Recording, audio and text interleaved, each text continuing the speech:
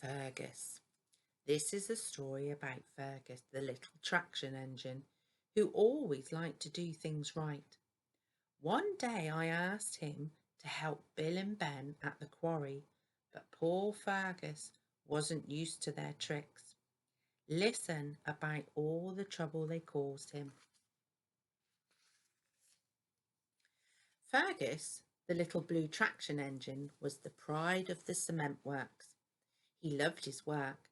He knew all the rules and always stuck to them. One morning he was chaffing cheerfully across the island of Sodor. He was on his way to do a special job for the Fat Controller. As Fergus reached the station, there stood Thomas. He was waiting for his passengers to board Annie and Clarabel. Thomas gave a friendly peep peep on his whistle. "Hello, Fergus," he said. "I'm off to work in the quarry today," Fergus told Thomas proudly. "Watch out for Bill and Ben," Thomas warned. "They like to get up to mischief." "Thank you, Thomas. I won't let a couple of rascals get the better of me," wished Fergus. When Fergus arrived at the quarry, Mavis and the twins were waiting for him. Mavis was pleased that Fergus had come to help, and they set to work straight away. "I'm afraid the trucks are in a mess," she said. "Not to worry," puffed Fergus kindly. "We'll soon sort them out together." Bill and Ben grinned with delight. "Now we'll have some fun," whispered Ben. "We'll have the old boiler in a spin," steamed Bill. Fergus was happy with working with Mavis. "She's a useful engine, just like me," he thought to himself. But Bill and Ben were not behaving like useful engines at all. Bill banged his truck so hard that some rocks fell out onto the track. "Steady," said Fergus. "Do it right." "I know what I'm doing," wished Bill. Then Ben left his trucks on the point so that Fergus couldn't get out of the siding. "You've boxed me in," steamed Fergus. "Shift those trucks out of my way. Do it right." But Ben just grinned. The next day, the works crew was blasting rocks. The siren sounded to tell the engines that there was danger ahead. There was a loud boom, and a cloud of dust filled the air. "Wait for the all clear to listen for the siren," Fergus told Bill and Ben. "Do it right." "There he goes again," said Bill. "Do it right. Do it right.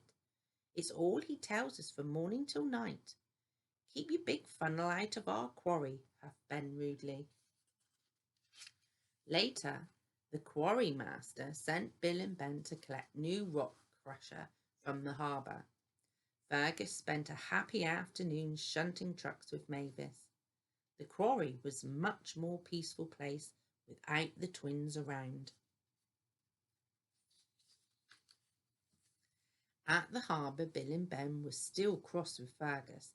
"He's always telling us what to do," moaned Bill. "He always says, 'Do it right,'" said Ben.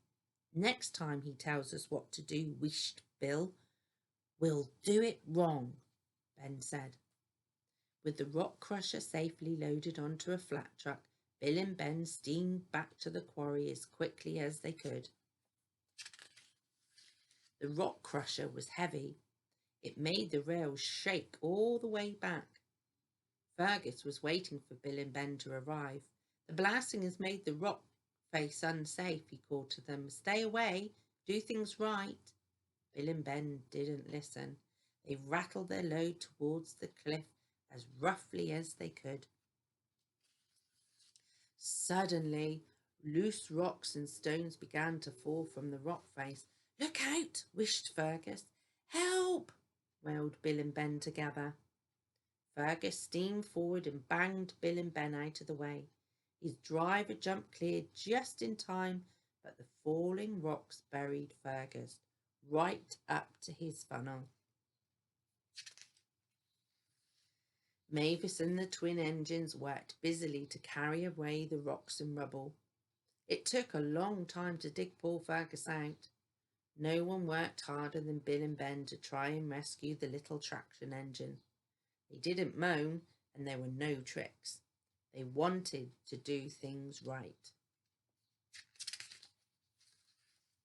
At last, Fergus was free. Bill and Ben were very ashamed of themselves. "We shouldn't have been so naughty," said Bill. "We're very sorry, Fergus," added Ben. "As long as we're friends again now," smiled Fergus. "Oh, yes," said the twins together. "Good," smiled Fergus. "From now on, we'll do things right together."